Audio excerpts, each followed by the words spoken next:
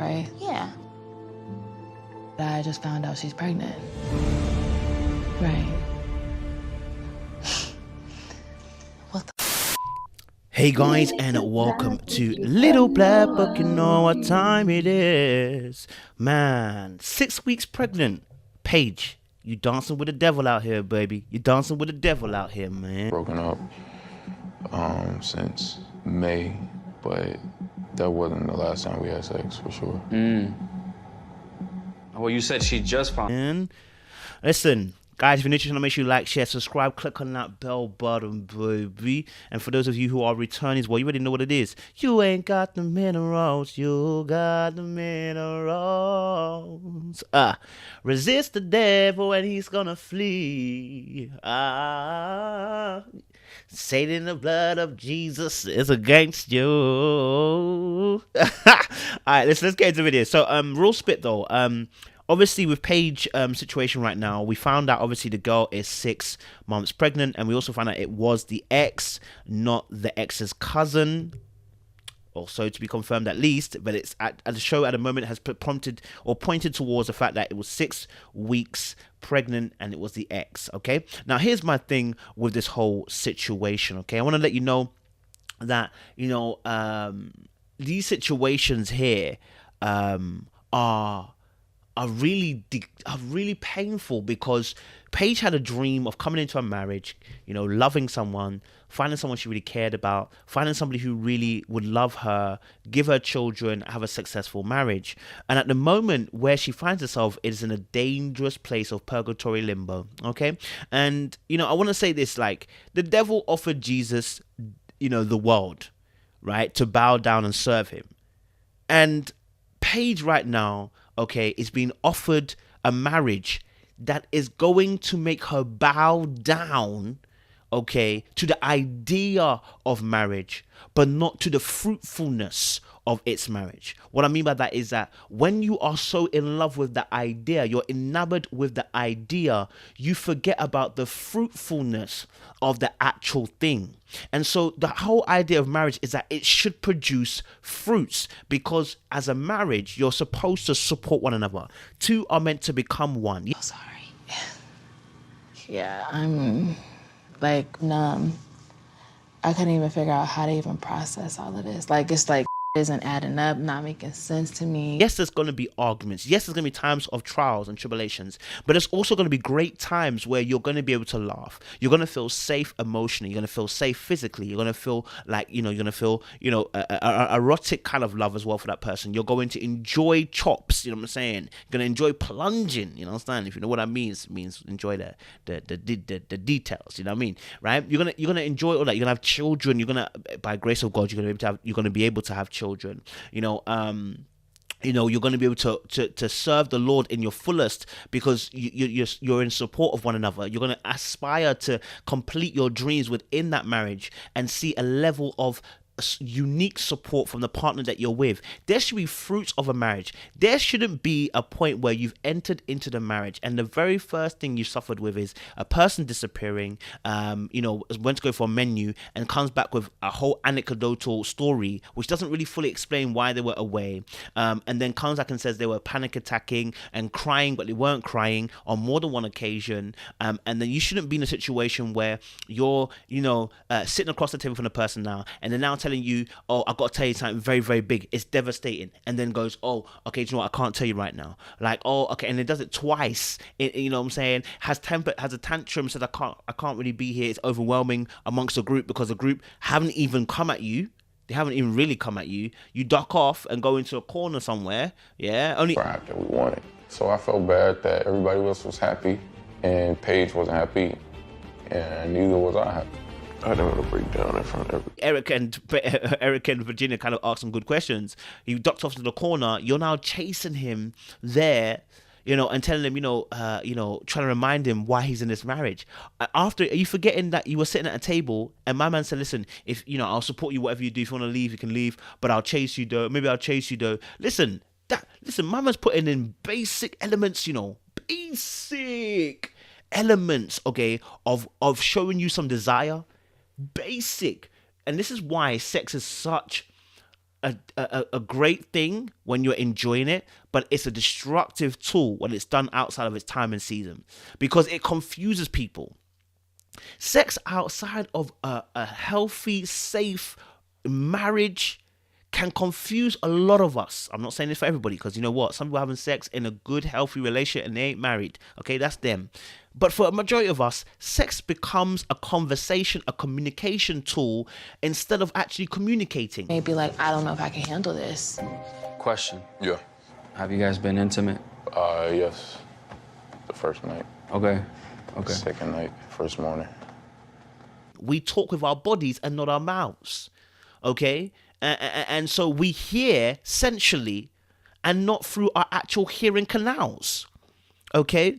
And so at the moment, what you've got with Paige is that she's got a Stockholm syndrome. She is kidnapped by the dream of marriage.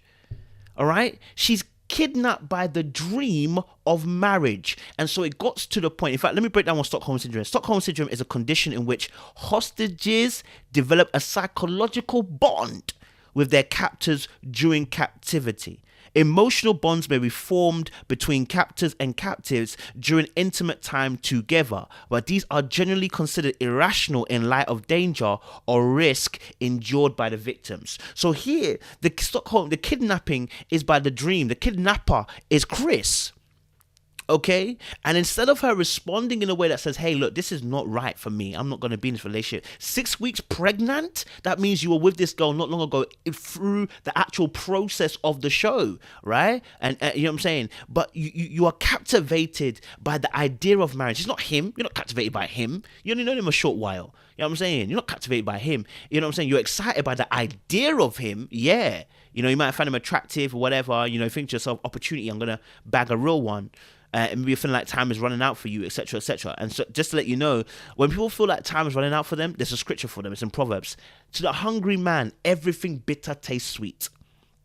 When you're hungry, everything tastes good.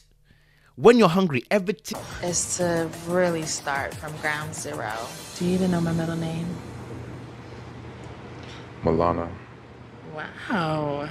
Oh, tastes sweet.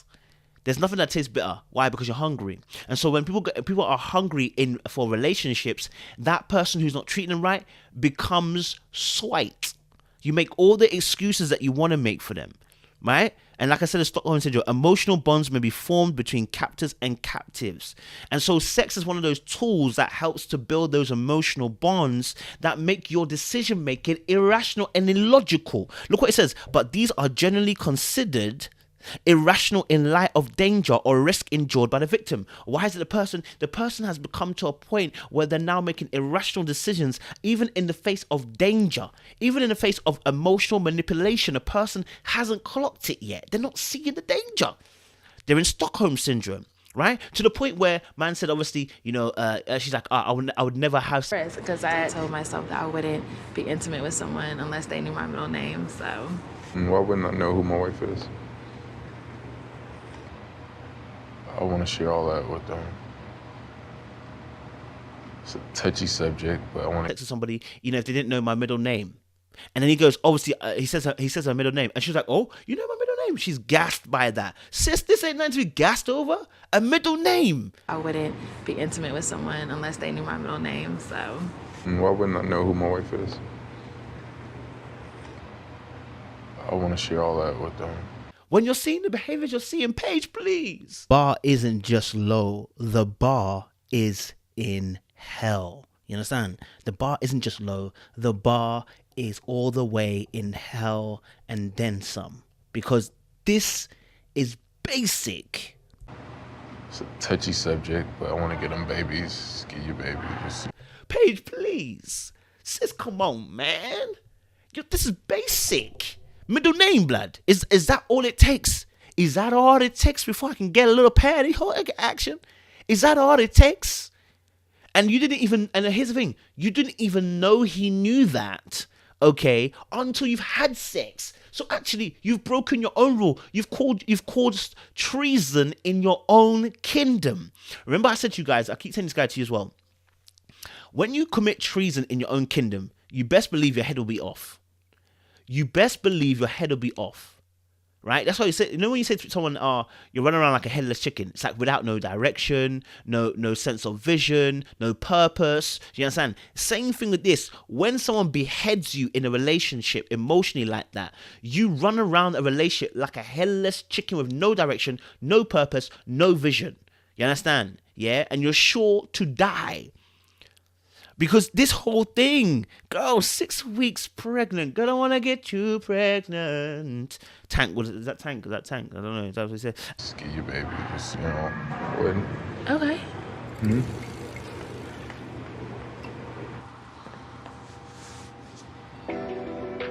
Anyway, listen, so 6 weeks pregnant, you found out, and you're still trying to process the information, and you've gone to ask Bree what she thinks. And I understand why Bree didn't want to go hard. I can understand why Bree didn't want to, lace her with her opinion, because the messenger always gets shot. And, so it's tough to be able to be in that position. Plus, I don't know you that well, girl, to be able to tell you exactly how I feel, because I don't know how this might backfire onto me, right? Truth of the matter is, I obviously, Bree didn't want to tell. Bree wants to tell her, listen, she would never go there. Both her and Vincent both said it could never be me. In kinder words, they both said, in much more kinder, politer words, they said it couldn't be me. It couldn't be me. Woman in this situation, my answer would have been no. If I were in her shoes, I would think about myself first. She definitely needs to think about herself first. Yeah, and like how much she can take. Right? And it couldn't, right? And then Paige did something very similar. If you guys watched the video I put on about the cheating, about how the husband was making excuses for the wife, saying, if it was me in that position. When you start doing if it was me in that position, it sounds godly, but the truth of the matter is, it's not you in that position. Not in things like this. I'm not saying you can't forgive. I'm not saying that at all, right? But I've noticed that whenever we say it could be me in that position, you open yourself up for abuse. Trust me, I know what I'm talking about. I was there. I was saying at a point in time when a particular girl cheated on my ass, I was saying, listen, it could have been me, I could have done this thing, and I looked at it, how God, no, forgive. You don't have to reconcile. You understand? So understand, yeah. You understand, yeah, that this if you find out that the ex is 6 weeks pregnant, sis, you don't have to be here. You don't have to be here. This is another warning sign for you. You can leave. Okay? You can leave. And so one thing that really scared me is that, she started trying to I understand him now, And when people do I understand him, it's I would call it personal agency. Making yourself feel like you have the ability to change them by understanding them, one of the ways, right? The agency is the fact that you feel like you... I think Chris is feeling so overwhelmed, processing everything. It's like a huge adjustment, and it's like it happened overnight. And then we have to share all of... You have the power to change scenario, situation, or the person. I want to add that in this particular case, the agency is being deployed as I understand him. And in my understanding, or I'm beginning to understand certain things, or tell me and let me understand, and then it's going to make it look as if she can change the scenario or situation or him. It ain't going to work. It ain't going to work. It ain't going to work. You can't change him. He is who he is. You understand? How he showed you who he is who he is. How he turned up is who he is. You know what I'm saying? And so when obviously then he asks her about, have you considered being a stepmom? Damn near was a stepmom. Dang. And she lived with me, and I took care of her like she was my own. That's what I'm saying. I've been in that situation. And another reason why I didn't want to stay. I'm like, after obviously he apologized, innit? Saying obviously he treated her bad. But we're now on our second apology. How many more apologies you need, Paige, of the heart like this to say maybe this isn't the right relationship for me? Listen, let me tell you something. The person might not necessarily be a bad person. You understand? But they're doing bad things, and they're detrimental to your health emotionally, physically, spiritually, financially, mentally. Oh, man. They are a danger to all the precedents of what make up a healthy lifestyle. Okay, and so when he asks her, have you ever considered being a step mom? Look at the way that Paige begins to wrestle and say, I was upset with the last relationship, da, da, da, da, almost trying to vindicate the action, like, trying to almost sell herself. And that's what happens when an enabler meets an abuser, because when the enabler sees the abuser won't give the person the plaudits or the congratulations or give the person love, the enabler tries even harder to impress the abuser, right? The enabler tries even harder to appease the abuser so they can get a little bit of tidbits or crumbs from the table of plaudits or appreciation or love or affection, right? And now they're going to start walking on eggshells very, very soon because they don't want the person's mood to be affected, right? We saw that with the fact that when he went off on a tantrum, she was like, oh, he's starting to feel a little bit overwhelmed by the situation, obviously with a kid coming through. Paige, you ain't got to give us all that solid, that we don't need it. We don't need it. We do not need it, Paige, okay? So let's leave that, okay, in 2020 and not head that in 2021, right? Because you already done, and here's what I'm talking about, confusion.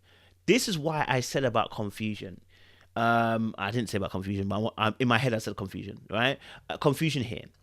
So she's already been asked him, he's asked her, if it was decision day, what would you do right now? Would you go or leave? She's like, I would go. Sis, then hold fire and go with that motive, right? Hold fire and go with that motive. Hold fire and go with that motive. But she isn't. She isn't going with that motive. Instead, she's now saying she's basically rescinded that particular comment and gone along with it, right? But it's interesting because when you see him getting peppered by the group, I can feel him tipping over. I feel it. It's happening. Dude, you got a great girl right here. We're doing the same thing. You have a little bit of a different scenario. Asking questions, and Eric and Virginia are going at it with him. She doesn't really step in. She's happy for him to get the blast in, right? I guess that she like that because obviously she hope maybe that it will teach him a lesson. Hopefully it will get him into order. Hopefully it will get him straight. Plus, she's not in a space to defend him yet. Yeah, they don't have that kind of affection, emotional connection right now, because she still feels a certain type of way about his behavior, right? And so that for me was a big thing. I was just like, okay, cool. I can see that she's not fully engaged with it, even still, though, But Eric and Virginia really gave it to him. They gave it to him. Virginia was asking a question about, you sure it's your kid, though? She just found out. Okay. Yeah, I had to tell her today. So. Paige, can you tell us at all what you're thinking? You have every right to be overwhelmed or. Yeah, you have every right. Got to ask that question. And he was like, that was disrespectful. Yeah, well, we got to ask those questions, sir. Just because everyone else is willing to be silent on your case does not mean that we're all going to be silent on your case. I love the fact that Virginia and Eric came there a little bit tipsy and asking mad questions. Eric was on his ass. I love it. I love this game. He was on her. He was on him like white rice, you understand, with stew blood. You understand? Yeah, and it needed to be because somebody needs to call him out for his behavior. Nobody else is calling. Even Paige is not calling him out. So who's gonna call him out on his behavior, which is crappy at the moment? You know what I'm saying? And so when obviously Eric is going out and telling him, you need to treat this woman right. Da da da. You watch her. She's smiling. I can feel him tipping over. I feel it. It's happening. Dude, you got a great girl right here. We're doing the same thing. All right? She wanted somebody to fight for her. The parents wouldn't. Everybody around Chris is a yes man. Pastor, yes man. Daddy, yes man. Mum, yes man. Auntie, yes man. Paige now becoming yes man. Who else isn't a yes man? We needed Eric. Even Bree and Vincent. Who gave him the shelling? Who gave him the lockdown? Who gave him the dress down and told him, bro, listen there, let me tell you something. You're out of order and you're out of pocket and you need to gather yourself together. You're out of order, you're out of pocket, gather yourself together. Why are we waiting on Eric and Virginia to say that? Because no one else wants to say it. You know what I'm saying? So now I'm scared for her because I feel like with all the situations that happen, someone can go into disassociating. And disassociating just basically is, when you disassociate, it's a result of trauma that we've experienced in our life. And by disassociating from the intensity of the trauma, we minimize the suffering caused. Let me say it again. Disassociation is a result of a trauma we have experienced in our life. And by disassociating from the intensity of the trauma, we minimize the suffering caused. With these experiences being subjective in nature and usually extremely overwhelming for the individual, they may, however, seem insignificant and even trivial to other people in the same situation. Once the event is pushed out of the conscious mind and into the unconscious, it is very often forgotten about. The form of selective amnesia can last for years and even as long as lifetime in certain instances. The thing about disassociating is that because obviously you lock away certain events out of your mind, you can also lock away certain emotions and your empathy for other people. So when you're now in a situation, someone's going through something similar, you can't empathize because you yourself have minimalized your own particular struggle. We see it all the time when mandem have been on the road, yeah, and then a little situation happens to somebody else. In fact, we all do it a little bit anyway. And then we'll say, well, is that what you're struggling with? Come on, man, that's nothing big. It's nothing big. You understand? Although you've been shanked and shot at 10 times, you're saying it's nothing big, fam. It's road life. You've disassociated. It's road life. You understand? It's road life to get shot and stabbed. This is not a road that you should be living on. It's not a road you should be traveling down, sir. You understand, right? So that's what I'm scared for her, that she'll start to disassociate the trauma that she's facing and in this relationship and make excuses for it, rationalize it in order to feel sane for continuing on in the relationship, right? And so, because she said something which is really weird. She was like, at the very beginning, she was like, marriage ain't no joke, and Pascal said it's da-da-da-da, and she said something else along the lines that the video will share, but the tone of the way she said it was as if she was talking about someone else. Sis, we're talking about you, you're talking about yourself, you're not talking about anybody else but you. So it's a bit confusing, like the way she's talking. I'm like, but sis, you're talking about yourself, and the way you're toning it, the way you've addressed it and toned the voice is as if you're talking about someone else. Your wife and then your kids. For you to acknowledge that is like really major, because this is gonna be very, very challenging. Part of me is like, I said this is the beginning of trouble. Yeah, it's the beginning of trouble, man.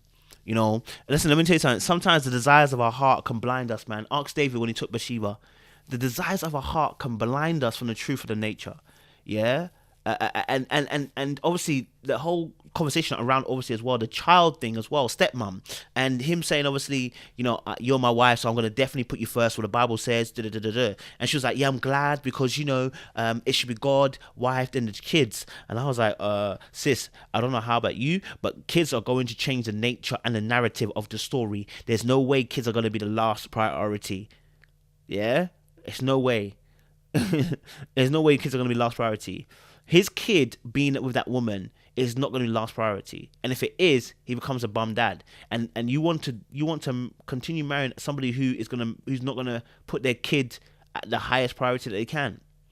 They're not gonna prioritize their child. That's a luxury.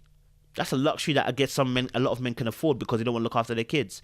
For you to acknowledge that is like really major, because this is gonna be very, very challenging. Part of me is like, I don't want to be around him, and then another part, because they let the woman look after the kids 6 out of 7 days, or 7 days out of 7, and you say that was she's working like you're working, and she's making it work, and you don't want to help her, yeah, because you got that luxury of being a man, the entitlement. Oh man, listen, look, Paige, 6 weeks pregnant. The timescales don't even match. The timescales don't even make sense, which means he was doing the deed, the nastiness. And then don't forget, he had a tattoo on him not long ago. Oh, it's not looking good, is it? It's not looking good, darling.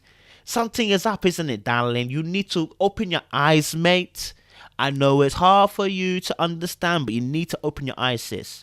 Okay? This doesn't serve you, man. You know what I'm saying? This does not serve you. Guys, let me leave it there. Make sure you like, share, subscribe, click on the bell button. Let me know what you guys think, man, because I mean, I don't know, man. I'm on my second video and I'm like, my tongue is even dry. I'm tired, bro. But yeah, guys, appreciate you. Stay locked, stay loaded.